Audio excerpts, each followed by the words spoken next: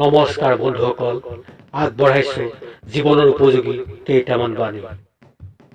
মিছা কথা কৈ যিসকলে ভুল পথে পৰিচালিত কৰে তেওঁলোক সকলোৱে আমাৰ বন্ধু হৈ পৰিছে, আৰু যিসকলে ভাল বেয়া বুজাই দিয়ে তেওঁলোক হ'ল আজিৰ অপৰাধী। যদি মই জ্বলি থকা জুইকুৰাই আপোনাৰ জীৱনটো পোহৰাব পাৰোঁ, তেন্তে তেনেকুৱা হাজাৰ কুৰা জুইত জ্বলিবলৈ মই প্ৰস্তুত।